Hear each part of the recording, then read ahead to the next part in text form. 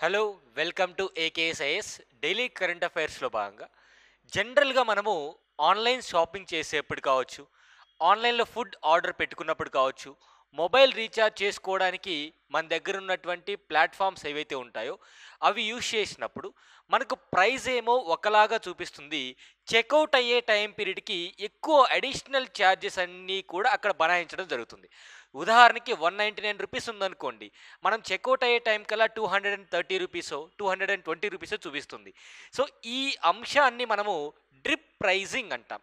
దీన్నే drip pricing అంటాం. అంటే ముందుగా కేవలం కొంత పార్ట్ ఆఫ్ ద ప్రోడక్ట్ లేదంటే మెయిన్ ఈ యొక్క అమౌంట్ అనేటువంటి చూపించి additional charges, customary charges, maintenance charges, platform fee ఇలాంటివన్నీ కూడా ముందు డిస్క్లోజ్ చేయరనమాట.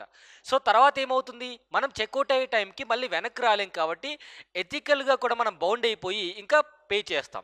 సో ఇట్లా మోసపోతున్నారు కన్స్యూమర్స్, అంటే వినియోగదారులని ఈ విధంగా ప్లాట్ఫామ్స్ అనేవి మోసం చేస్తున్నాయని చెప్పేసి కేంద్ర ప్రభుత్వం డిపార్ట్మెంట్ ఆఫ్ కన్స్యూమర్ అఫైర్స్ అనేటువంటిది వినియోగదారులందరికీ కూడా ఒక హెల్ప్ లైన్ నెంబర్ కూడా ఇచ్చింది.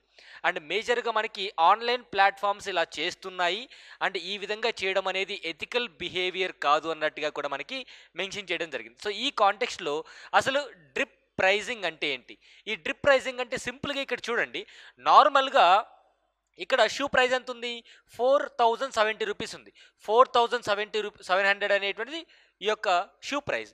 కానీ మనం చెక్అవుట్ చేసే టైంకి, అంటే అమౌంట్ పే చేసే టైంకి ఏమవుతుందంటే ఇక్కడ 4700 ప్లస్ హ్యాండిలింగ్ ఛార్జెస్ 150 రూపీస్ వేస్తున్నారు. And shipping charges another 150 add చేస్తున్నారు. డొనేషన్ కాజ్ అని ఇంకో 50 రూపీస్ యాడ్ చేస్తున్నారు.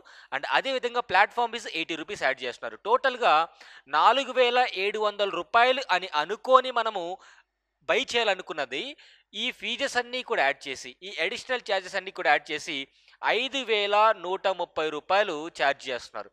అంటే ఈ యొక్క కస్టమర్ని లేదా కన్జ్యూమర్ని మోసం చేస్తున్నట్టే కదా. సో దీనిపైనే కేంద్ర ప్రభుత్వం అనేటువంటిది కొన్ని ఆదేశాలు జారీ చేసింది. ఈ ట్రాప్లో పడొద్దు, ఎవరైనా సరే ఇలాంటి ట్రాప్లో ఉన్నట్టయితే లేదంటే ఎవరైనా ఇలాంటి ఫేజెస్ చూస్తున్నట్టయితే ఆన్లైన్ షాపింగ్ చేసేప్పుడు ఇలాంటి మీరు ఎదుర్కొన్నట్టయితే ఖచ్చితంగా డిపార్ట్మెంట్ ఆఫ్ కన్జ్యూమర్ అఫైర్స్ జారీ చేసినటువంటి అసిస్టెన్స్ కోసం ఇక్కడ ఇచ్చినటువంటి toll free number, national consumer helpline number ఏదైతే 1915 ఉందో ఆ నెంబర్కైనా కాల్ చేసి రిపోర్ట్ చేయొచ్చు.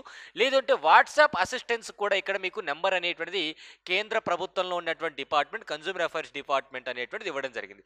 అసలు ఏంటి ఈ డ్రిప్ ప్రైజింగ్ అంటే ఏంటి? ఈ డ్రిప్ ప్రైజింగ్ అంటే ఒకసారి చూద్దాం.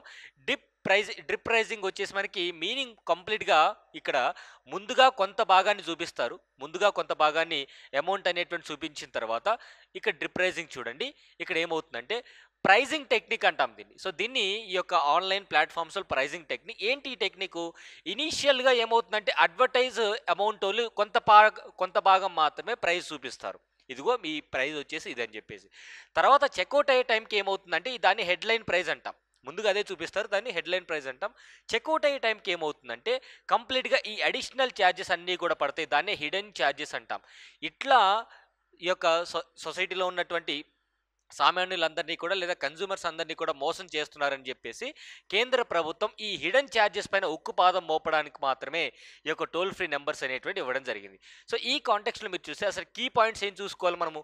సాధారణంగా మీరు గమనించండి, ఇలాంటి మోసాలు అనేవి ఎక్కువగా మనకి జరిగేది ఎక్కడ అంటే హోటల్ రూమ్ బుకింగ్స్ కావచ్చు, ట్రావెల్ బస్ టికెట్స్ బుకింగ్ కావచ్చు, ఎయిర్ టికెట్స్ బుకింగ్లో కావచ్చు, ఈవెన్ మూవీ టికెట్ బుకింగ్లో కావచ్చు, ఆన్లైన్లో మనం పర్చేస్ చేసేటువంటి ఫుడ్ దగ్గర నుంచి ఎయిర్ టికెట్స్ వరకు ఇవన్నీ సర్వసాధారణంగా జరిగేటువంటివే ఆన్లైన్ ప్లాట్ఫామ్స్.